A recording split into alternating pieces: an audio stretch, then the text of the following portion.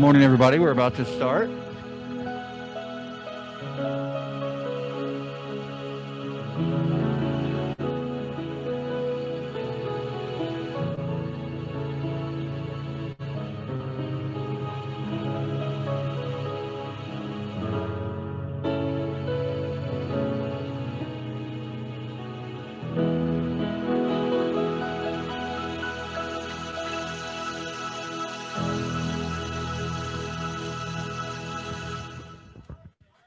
Oh, thank you, guys.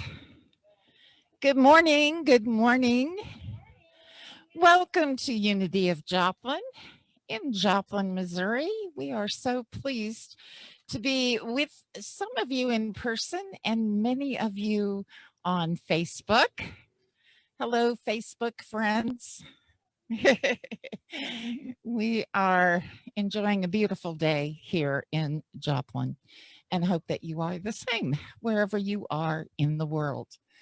And speaking of being wherever you are in the world, we'd like to ask you to share today's service, to share our social media posts with your friends on your pages and profiles, and tell the world that you are at Unity of Joplin.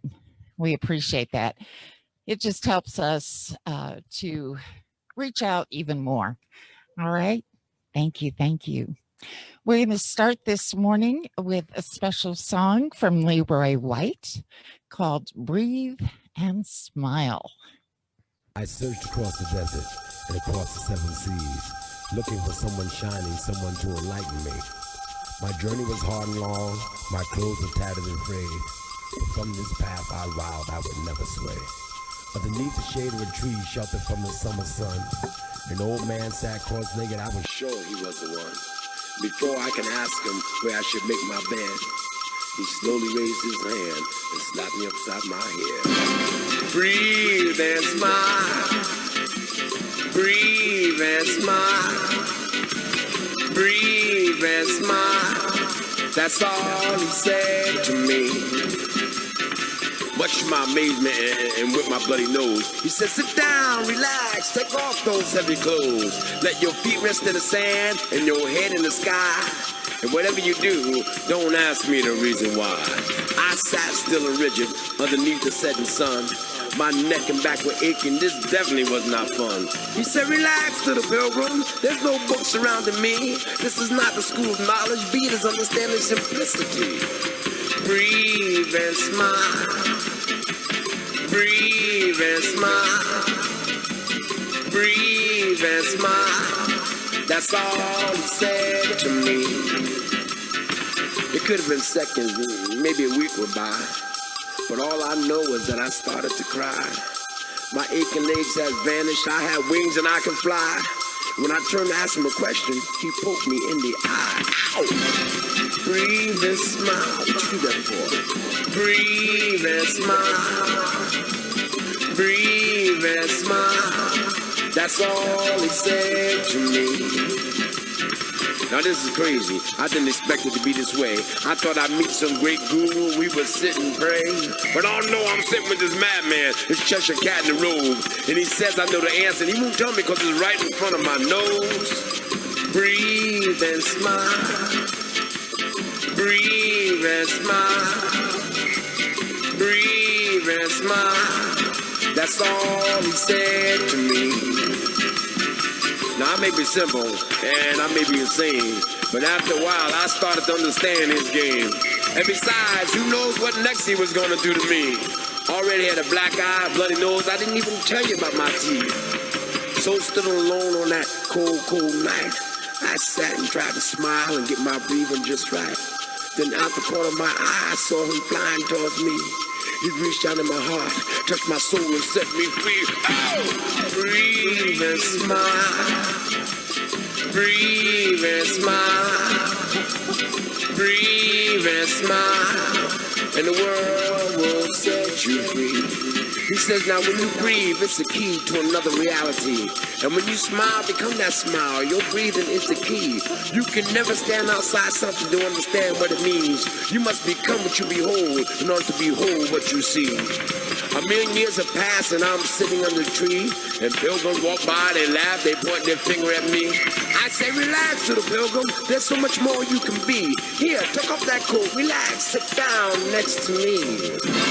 Breathe and smile, my turn. Breathe and smile, your turn. Breathe and smile.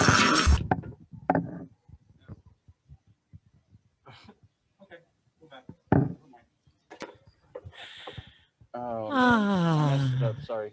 Are you doing it? Are you breathing and smiling? Okay, good. Because those of you And the world will set you free. Come all on, of do our it. folks here are Breathe. masked. And so smile through your mask, folks. I see it. I see it. That's wonderful. We are smiling today because we have the opportunity to come together in person, socially distanced, fully masked, except for us who are speaking, and we are thrilled. In fact, we're going to continue doing this for the rest of the month, weather permitting. And then we're going to be moving inside. And I am way off track. I'm sorry, Michael, but I just got so excited about the fact that we get to be together. We'll cover that later on. I need to introduce you to the worship team, actually, this morning. Our music team, Gary and Jerry. Thank you, guys. Good to have you. Always good to hear you. Yes. And media and tech. Thank goodness for Mike Woodruff and for our own Michael. We would be lost without them. We appreciate your behind the scenes work. And we appreciate the work of the president of the Board of Trustees, Jefferson Myers. He's in two places at once, you guys. He's right here in front of me, but he's hanging out on Facebook chat to answer any questions you might have and to hold the high watch for us as we move through the service today. And as you probably know, I'm Ann Leach, and I'll be the master of ceremonies. Ooh, that sounds good. That sounds like a red carpet event, doesn't it? And then, of course, Reverend Gordon is here to share the meditation and the lesson with us. So thank you for being here. All right, now we'll move on to the announcements. I kind of already did that, but for the sake of our Facebook friends and the slides, yes, we are continuing to meet outside in the month of April. And we will be moving inside in small pods. That is, if you register. Because of contact tracing and our social distancing, we really need you to sign up for a pod. Your pod will attend the same Sunday of each month, okay? And you can do that by going to the unityofjoplin.org website, or reaching out to Michael in the office, okay? But remember, we do need you to register, all right? Speaking of Michael, he has the inspiration of the day for us. All right. Thank you very much. Let me stop sharing. I'll just let you see me, I guess.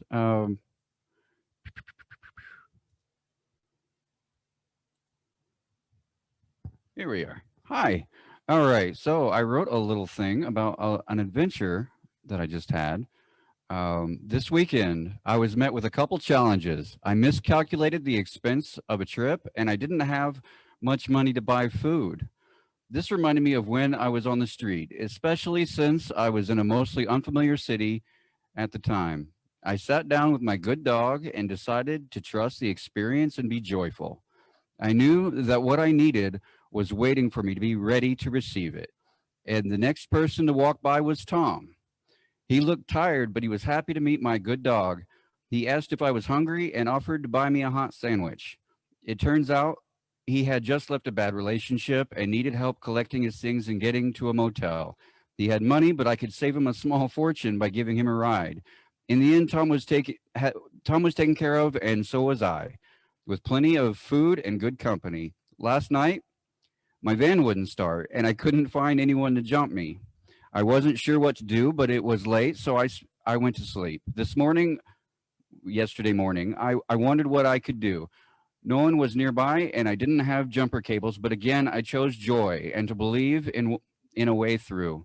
Then I saw a young man trying to hustle across town on foot. I asked him if he had any ideas, and he just wiggled my connections, and she started right up. I gave him a ride to meet up with his lady, and I got on the road. We made it back in Joplin with the same amount of gas we had before we left. I think back on my past sorrows I've experienced and the lessons about perspective I have learned since. Today, I remember that joy is a wellspring I can drink from at any time I choose. I don't have to force it. I need only let it flow through me and enrich my life. I watch my cup overflow and spill into the lives of others. I know that when I trust in my experiences, I give people permission to trust theirs. And in this understanding, I am joyful. Ah, that's a great story. Thank you, Michael, for sharing that. And I think you've challenged us all today to be more aware of wiggling our connections, right? Wiggling our connections to spirit. We trust with you, and we definitely trust God. We'll continue this morning with some special music from Jerry and Gary. Love is the answer, and that will be followed by meditation with Gordon.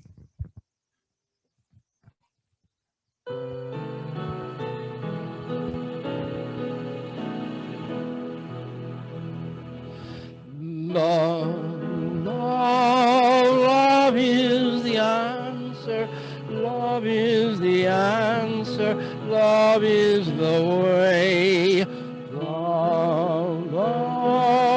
Love is the answer. Love is the answer. Love is the way. Joy is the answer. Joy is the answer. Joy is the way. Joy is the answer. Joy is the answer. Joy is the way. Yes, love and joy are the answer. I invite you to close your eyes wherever you may be, to get comfortable. And if you are feeling a little unconnected, go ahead and wiggle. Wiggle your connection. Wiggle your connection to spirit. For truly there is no such thing as time and space when we are one in God mind. Breathing into that, we feel a great, all-enveloping joy. We feel the joy that comes from living life, from being life. The joy that we find in our adventures, in our relationships, in our service to one another.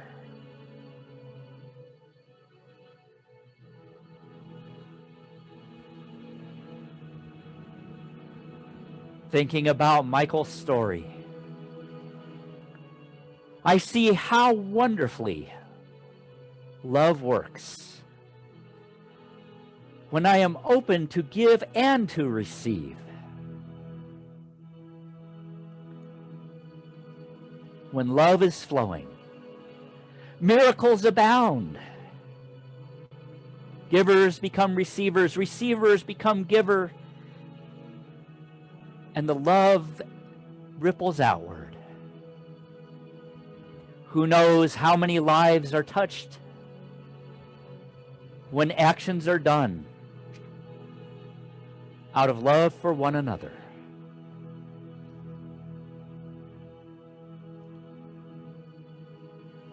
What is joy?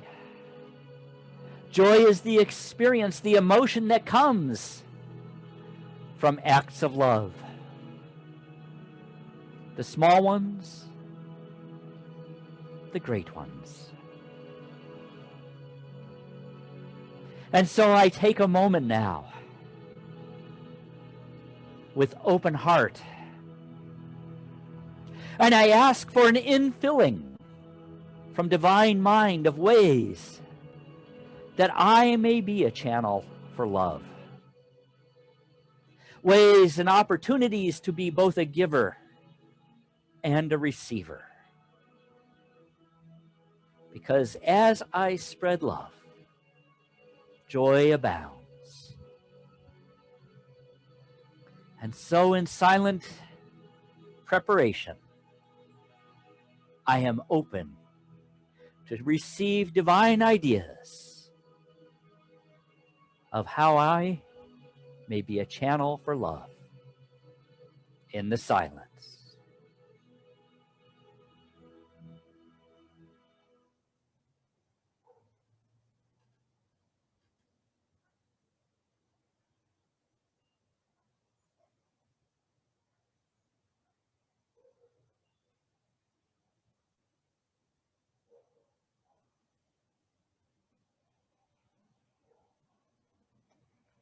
As I hear the sounds of life around me, the birds chirping, cars going by, dogs barking, the sound of the breeze in the leaves, I feel the love of God, the love of all life. I breathe, I smile, and I am filled with joy.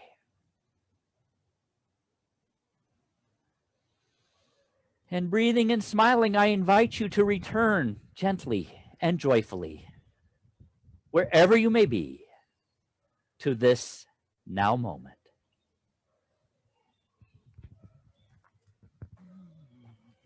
Oh, thank you, Gordon.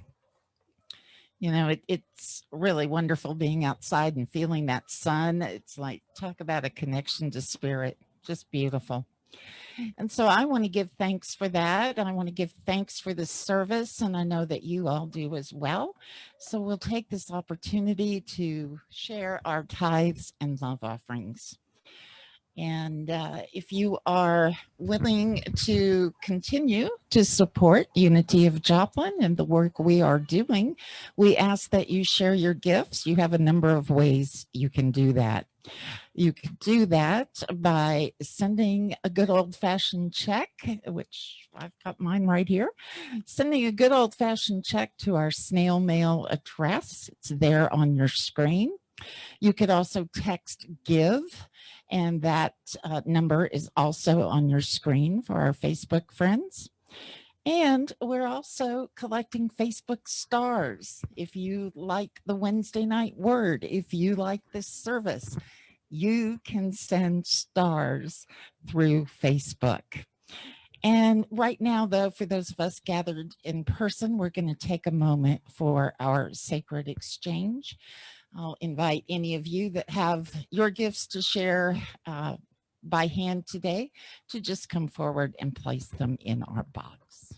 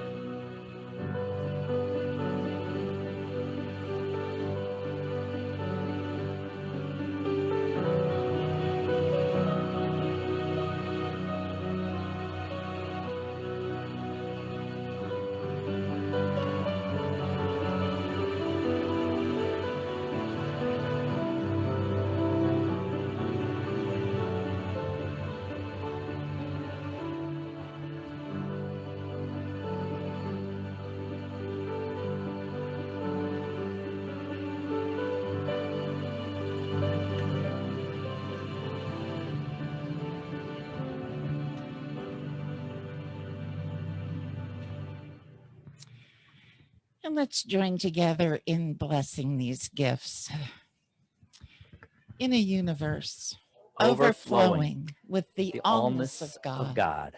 All of the needs of unity of Joplin and those we serve are bountifully met from every direction, known and unknown, expected and unexpected. Our abundant good is here now. And we say thank you, God, because we know these tithes and offerings are dedicated to the will and work of Spirit through unity of Joplin and for the highest good of all. And we are so very grateful. And I am so very grateful to bring Reverend Gordon back for our message today. Yes, we have a song. I'm sorry. We're going to hear from our music guys one more time. Goodness, thank you.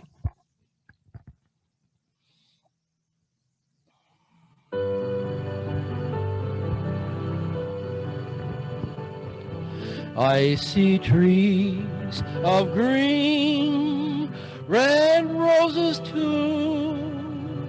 I see them bloom for me and you, and I think to myself, what a wonderful world. I see skies of blue and clouds of white, a bright, blessed day, the dark, sacred night, and I think to myself, what a wonderful world.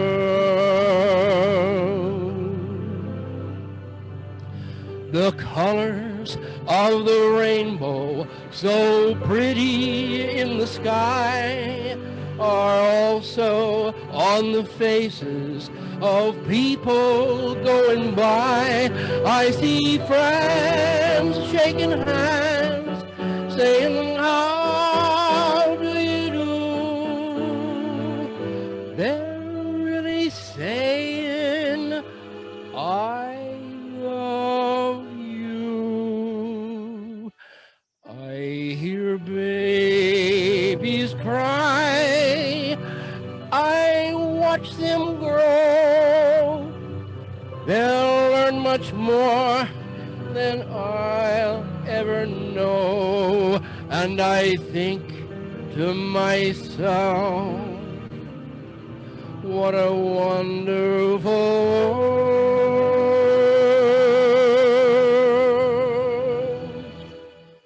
Yes, I think to myself, what a wonderful world.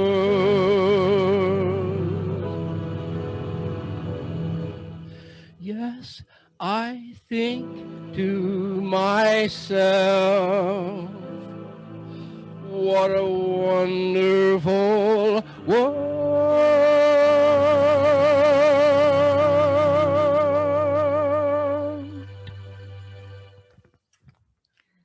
Oh, thank you, Gary and Jerry.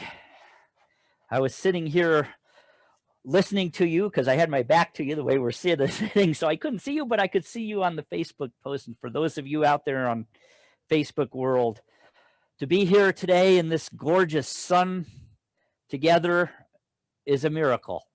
It does remind me what a wonderful world it was. There were people going by as Gary was singing and Jerry was playing.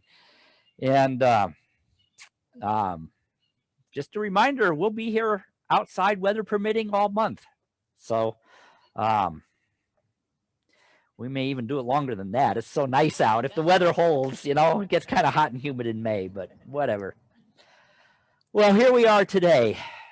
We've completed Easter, and we've almost completed our journey through the book See No Stranger by Valerie Kaur. How many of you have actually read the book?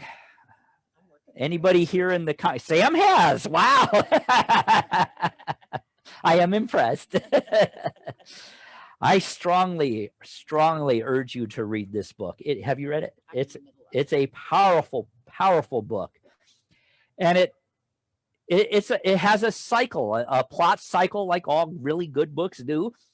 It talks about where we have been, where we are, and those are tough subjects, aren't they?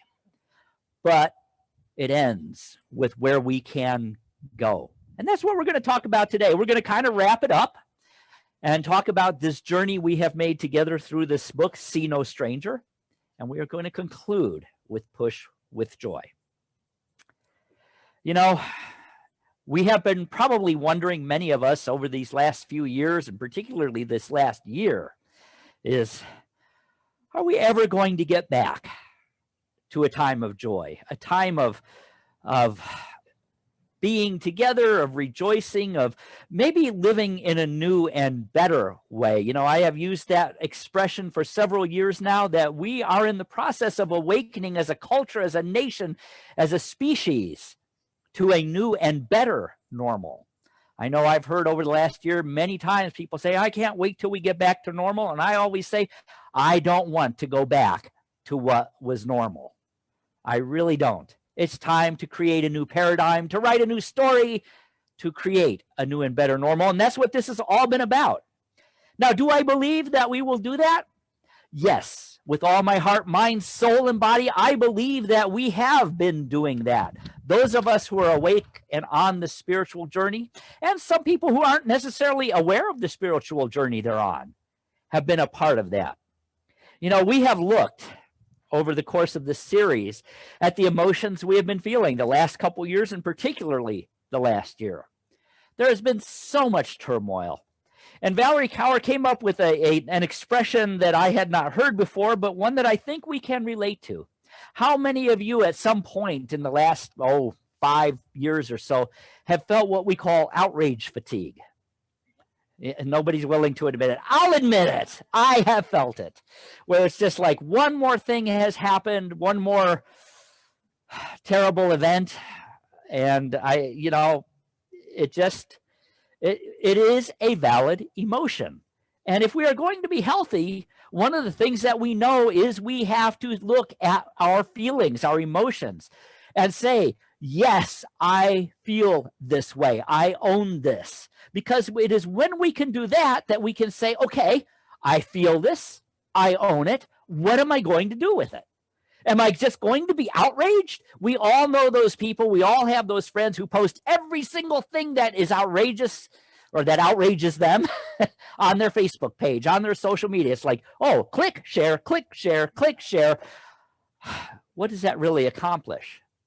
All it does is increase the outrage. It increases the emotion, but it doesn't really do anything to change things. If we're going to change things, we have to say, yes, this is what I feel. What am I going to do with it? There is a reason. Emotions are from God. They are part of what we are created to experience and be. We all know that God makes only good things. Well, how can that be good? It can be good because it's a catalyst. It's a catalyst to get us to move. So we have this outrage fatigue, and even sometimes this week, some of us may have felt it. Were 3 mass shootings this week alone, and we're still dealing with people who are denying that wearing a mask helps and things like that. We've had the trial over the murder of George Floyd. There's a lot of things that could outrage us. But at the same time, those of us who are doing this spiritual work are inspired because we know that so much of what we are seeing and experiencing is the outworking, is the coming to the surface to be worked with of something greater. Yes, we do not want to have these events happen. Nobody wants those. At least I hope they don't. But we know that out of these things, good can come.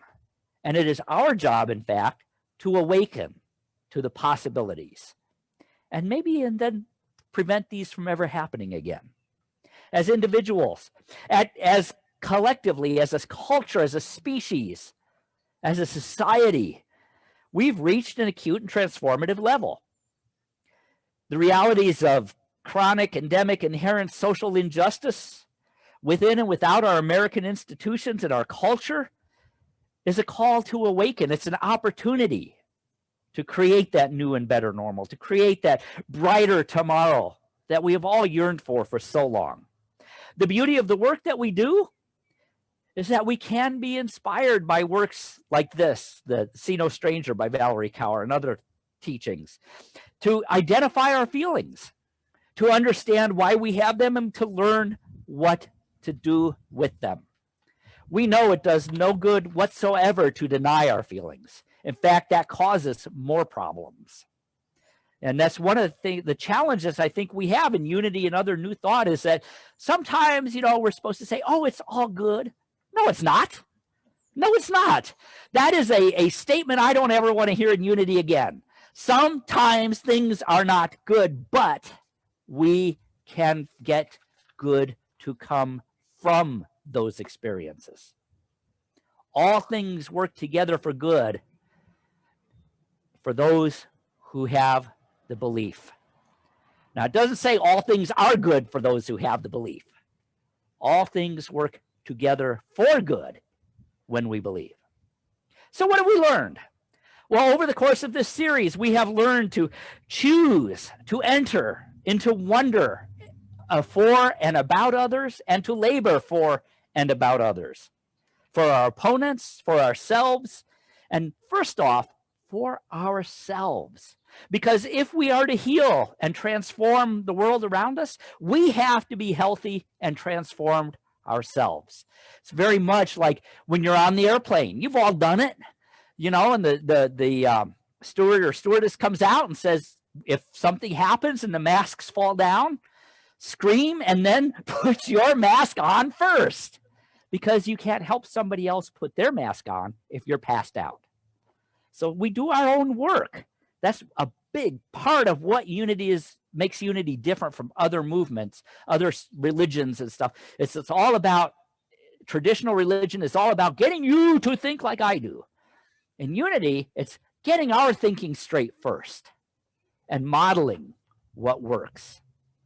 So that's part of what we've been doing. There's 10 practices which can provide a psychosocial spiritual approach to our spiritual principles. 1, know that we must be willing to learn to love others, including the stranger, the one who is strange to us, to wonder about them, to grieve with them, to fight for justice with them and for them. And then we learn to, I think the bird agrees, then we learn to love our opponents, love your enemies, by tending to our own wounds and healing first. I'm going to talk more about that in a few minutes, because then we are healthy enough to tend to others' wounds. How do we do that? We do that by creating safe containers for our rage. Yeah, we've all felt it, and it is a part of the human experience. So what then do we do with it? We create a safe container for it. We listen to our opponent's stories. We listen to them. We understand their wounds, their perspective, why they think the way they do. And then we imagine co-creating a world grounded in equality, grounded in justice for all. We learn to love ourselves through mindful breathing. We heard that song by Leroy White. Those of you who may not know, Leroy White is a dear friend of mine. I've known him for many, many years. He's a musician who has done a lot of work with Unity, and particularly with the youth of Unity, and now is semi-retired, and he made his music available to the entire world to use. And that song, Breathe and Smile, has always been, you can't even say breathe and smile without smiling, can you? You certainly can't do it without breathing, but it makes you smile.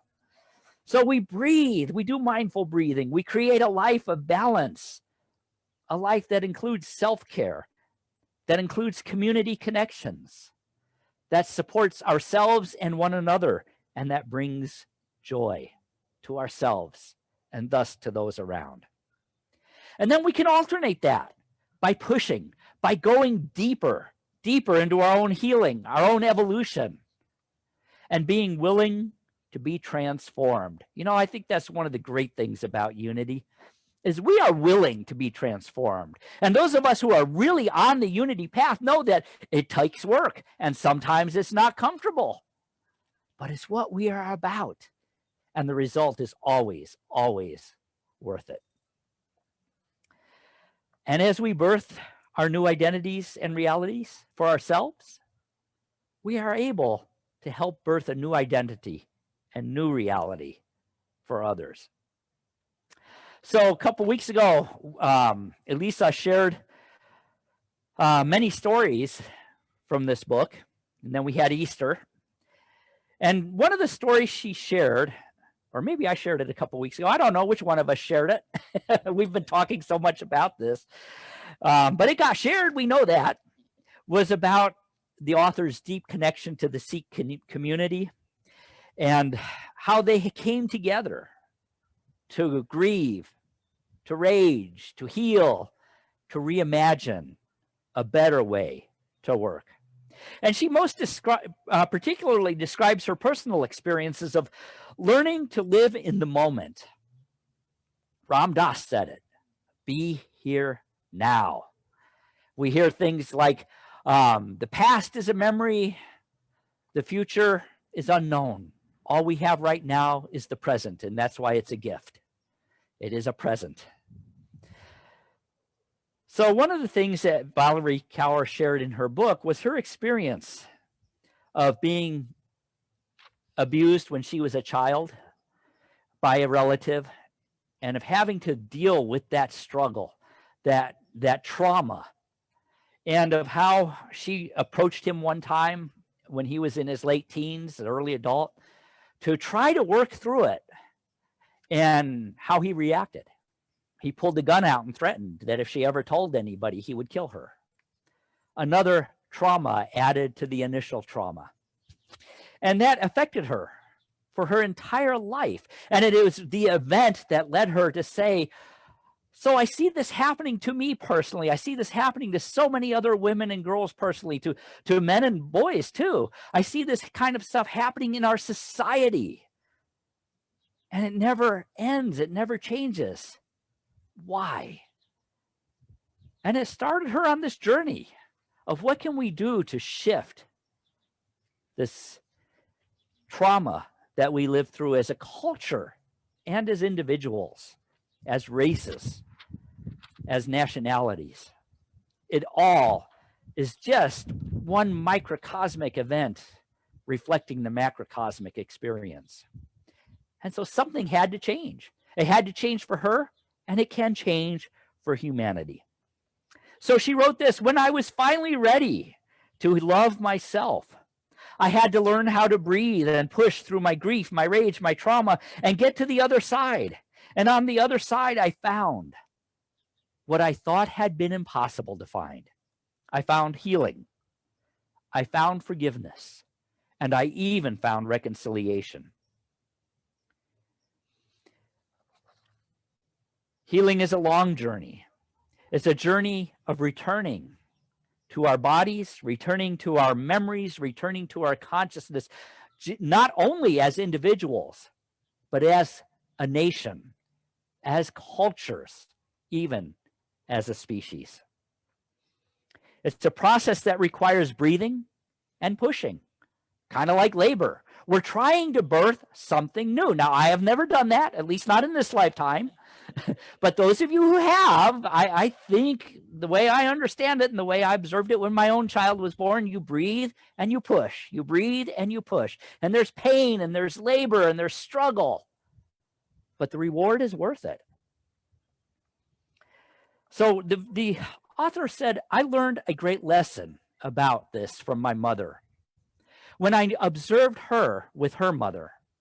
Now, you may remember from the story that Valerie Kaur's grandmother was quite an amazing person, but was not kind at all to her own daughter, her firstborn. She was not a good mother to her firstborn.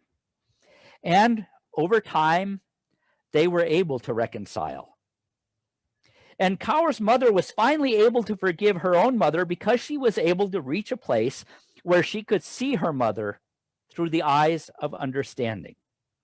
And when Valerie asked her mom, after her grandmother made her transition, she said, "How did you do it? How did you get to this point where you could love your mother after she was so terrible to you?" And she said, "I saw her as a stranger. I saw her as somebody I should get to know, because I knew there was some part of the story that I didn't understand." And she said, "And what I saw was a Punjabi woman who had been raised in poverty on a farm in India, and who was basically brought to the United States as a servant, as a slave, and worked in the fields of California, who nonetheless taught herself to read and write English, to sign checks, to sell peaches and make a profit and build a business. I saw a woman who had been raised in terrible conditions and had terrible experiences create a small empire out of dirt, who bore 4 more children and brought all of her siblings and their families from India to the United States, who came to be beloved by everyone in her community, not just her Indian relatives, but the white people in her community as well. Yes, she was cruel to me when I was a child, because that was the only thing she knew. Her in-laws had been cruel to her. Her grandmother, or my mother, did not have the wisdom to stop the cycle of oppression, but I did, and I chose to stop it. You see, she said, it's easy to love people when they love you back. And when somebody gives you pain, how do you love that person? That is the real test of love. I contrast that story to Jesus' admonition, love your neighbor as yourself. Even that neighbor that gives you pain. How do we do that? There's a subtlety to that one sentence that Jesus uttered that most people miss. Love your neighbor as yourself. The fact is, you cannot love your neighbor if you cannot love yourself. And you cannot love yourself if you cannot love your neighbor. Love has to be cyclical, not reciprocal. Write that down. Love has to be cyclical, not reciprocal. Do you hear the difference? When we are loving to ourselves, we are doing the work of healing, of personal transformation, and then we can be loving for others. When we are loving to others, we are doing the work of healing and transformation, and it may not come back from them, but it may go forth from them, and it comes back from other places. It's a sacred exchange of energy, this being loving. As tough and as messy and as dirty as it can be when we're in the midst of the healing work. Let's face it, it's not fun. But it is energy. It's a sacred exchange of energy. I think oftentimes we forget that how much a part energy plays in all of this. And that our work really is about shifting energy. It's about raising the vibration. And what is the energy behind the energy? What pushes this out and gives it motion? It is a power called forgiveness. Forgiveness is not about forgetting. Nowhere did any teacher ever said, forget what has happened. They said, forgive, forgive. Forgiveness is the freedom from hate. It's loving ourselves enough to stop drinking poison. It is not hoping and expecting the other person to die or to be punished. Is it instead releasing our own wounds and our own pain so that we can begin to wonder again. That's what Valerie's mother did. She began to wonder, what was my mother's real story? What pain was she feeling? What energetic block was there in her experience? And she stopped the cycle. Nor is forgiveness a substitute for justice, but it can serve as an energizer by reframing justice, not as retribution, but as cultural and institutional transformation. Valerie learned to forgive her relative Rashan, who had molested her. Years later, as I shared, she tried to reconcile and it did not work. But many years after that, after watching her mother go through this process with her grandmother, she felt a new desire to let go of the animosity she was still holding. And forgiveness at this point in her life was for her, not for Rashan, her relative. So she began to work on that. She began to forgive him in her heart, finally freeing herself. She had no contact with him in this time, didn't need to, because forgiveness doesn't mean you have to go back into a toxic relationship. That's not what it's about. But sometimes when you're working in the field of energy, strange things happen. Energy doesn't know time and space. What she didn't know was that Rashan had been doing work too. And about that time, he reached out to her and said, and they had a conversation. And she wrote, forgiveness can open up the previously unimaginable possibility of reconciliation. There was nothing in her thought that this experience could ever be reconciled, no real desire to. She thought, but spirit works in funny ways. And out of the blue, she received a phone call from Rashan inviting her to his wedding. And she said, I don't think so. That was her first response. But they began talking. And she knew that though survivors do not need to reconcile with their assailants in order to find peace, that maybe something else was happening here. And she said, let me think about it. And she did.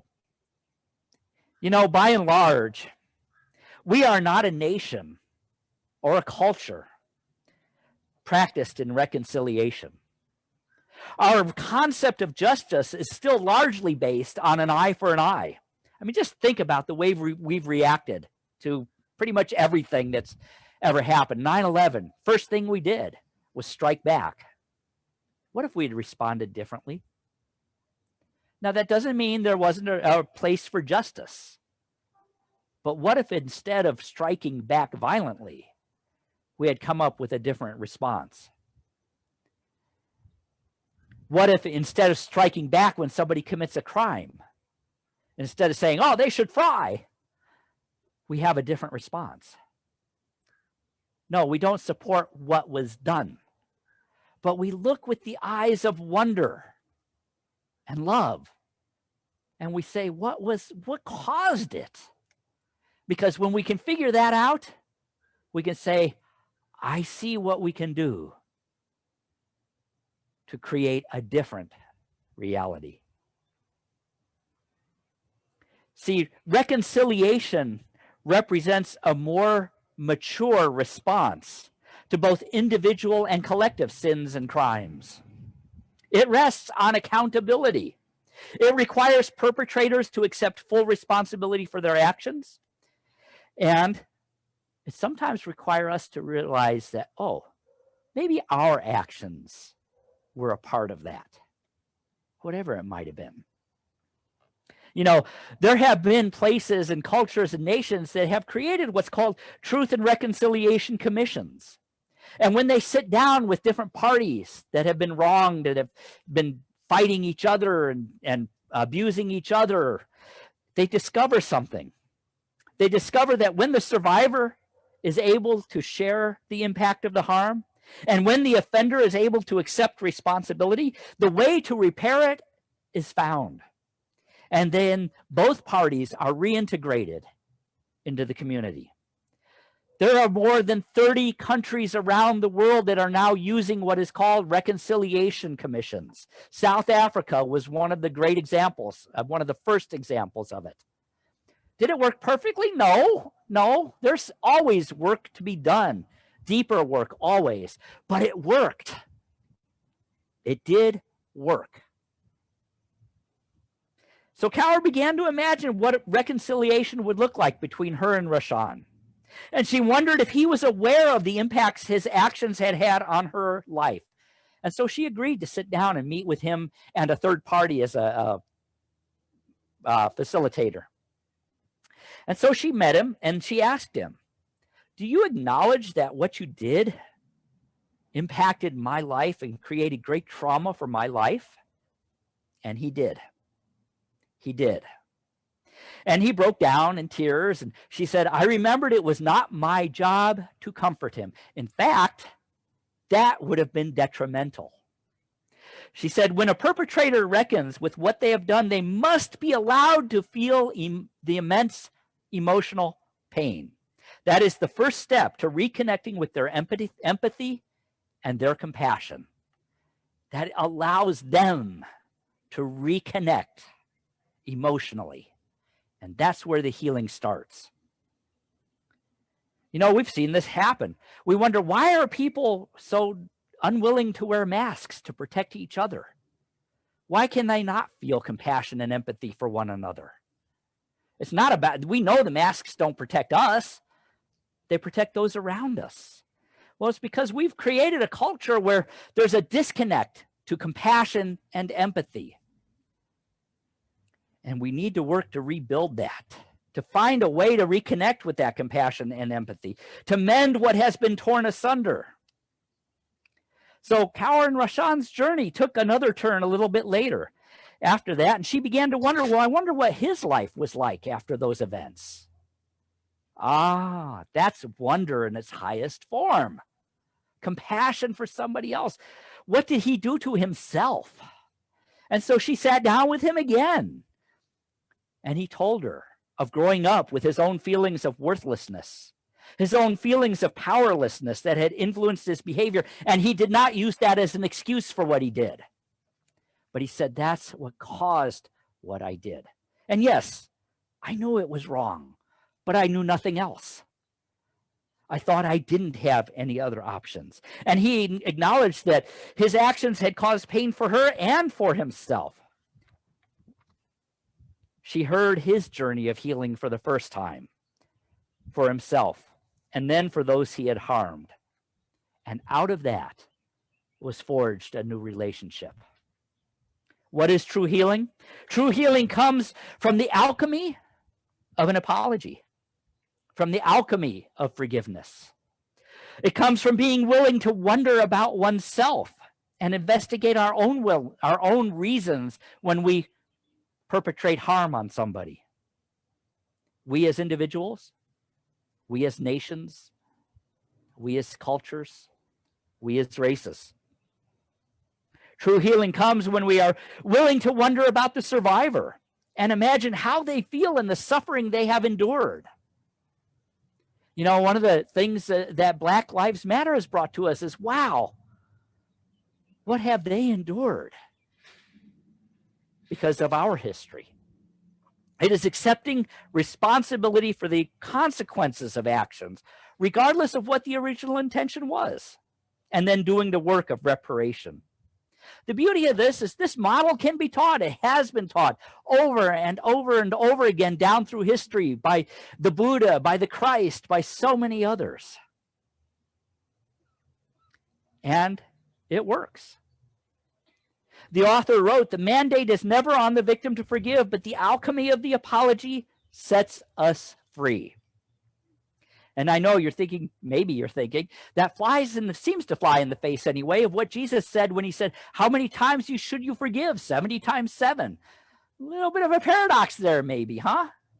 Oh, but if you really understand the culture and the times and the language that he spoke and that whole conversation, what was he actually saying? He was saying forgiveness is a process. You don't forgive 70 times 7. You forgive through the process 70 times 7. It's an ongoing step by step, one person, one culture, one nation, one species at a time. And the process never ends. It's evolution. It is unfolding. So on a broader level, we can look at this and say, what would such liberation look like for our society as a whole? You know, it seems like we've just not ever been able to find a way to reconcile the dark parts of our history as a nation and as a people.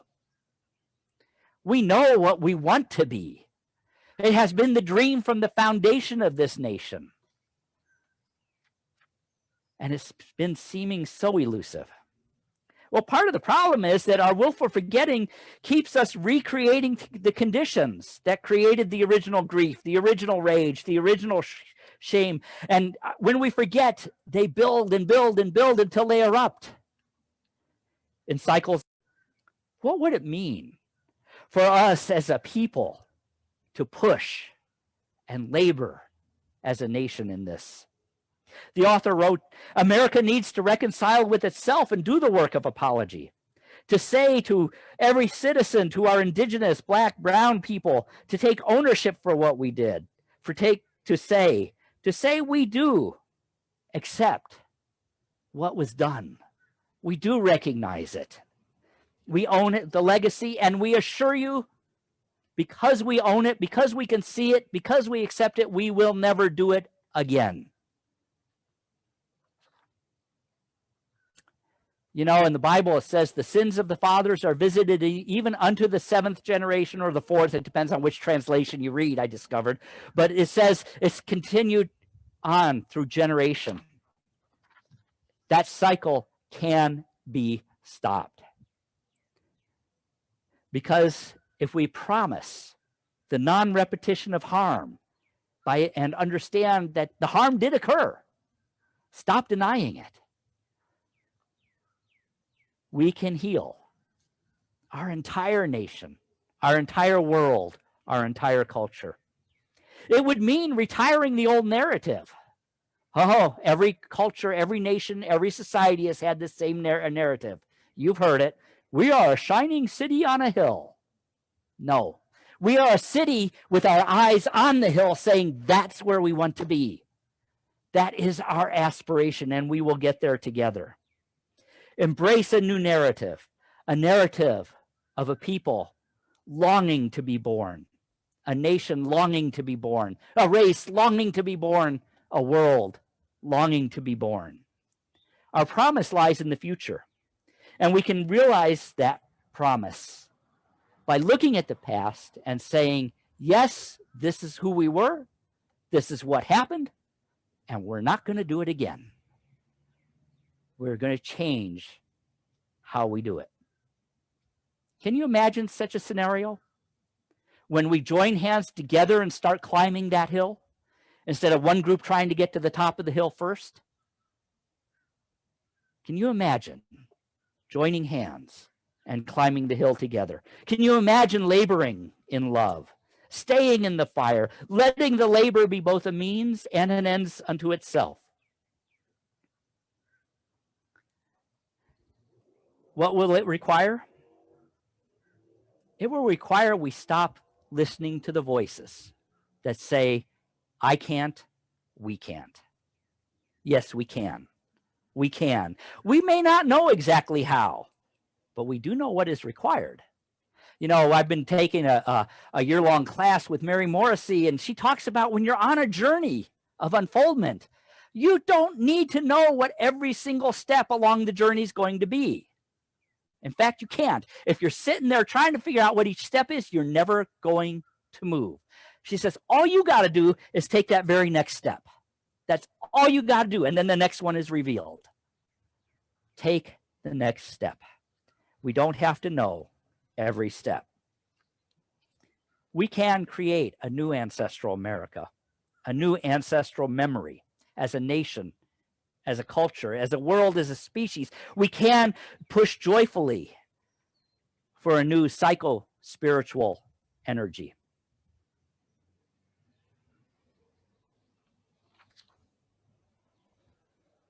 So I'm going to close with the words that Valerie Kaur closed her book with. It's a reminder. Joy is possible, even among great labor. The labor of dying, the labor of birthing, the labors in between. We cannot force it. But when we create moments to breathe between the labor pains and surrender our senses to the moment, we notice the colors, the light, the feeling of being alive, here together, and joy comes more easily. In the face of horrors visited upon our world daily, in the struggle to protect our loved ones, choosing to let in joy is a revolutionary act. Joy returns us to everything good and beautiful and worth fighting for. It gives us the energy for the long labor. Letting in joy, therefore, is the final practice of revolutionary love. It is the core practice that gives us the energy and sustains us through all of the others. It is the gift of love. It makes the labor an end into itself. For we will be someone's ancestors one day. And if we do this right, they will not inherit our fear, but rather our bravery born of joy. Many of us will not likely personally witness this world of our shared vision, but we can do this.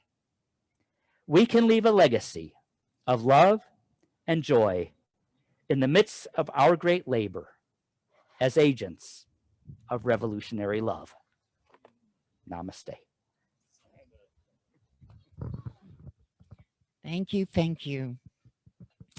Revolutionary love, and that starts within, and it also starts hopefully as children. And so we want to bless our children today. We want to acknowledge the inner child as well as our outer kids. Sam, it's always so good to see you. Thank you for doing the Wednesday night word with your parents. We really enjoy that. Yeah. So, will you all join me in blessing the children? Children, you are a perfect child of God. And God and I love you just the way you are. And that's the truth. We'll conclude our service today with the peace song and our prayer of protection. You guys want to stand up? Yeah.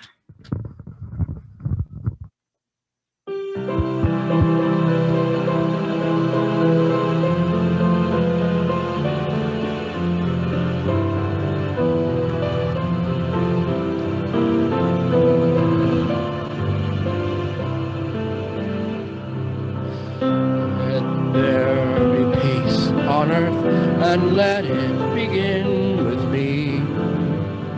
Let there be peace on earth, a peace that was meant to be with God has created. We are family. Let us walk with each other in perfect harmony.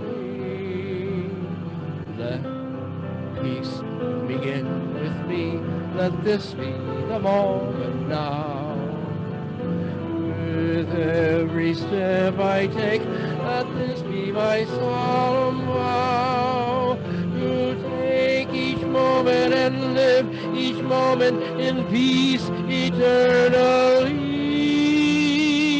Let there be peace on earth, and let it begin with me. The light of God surrounds us. The love of God enfolds us. The power of God protects us. And the presence of God watches over us. Wherever we are, God is, and all is well. Amen.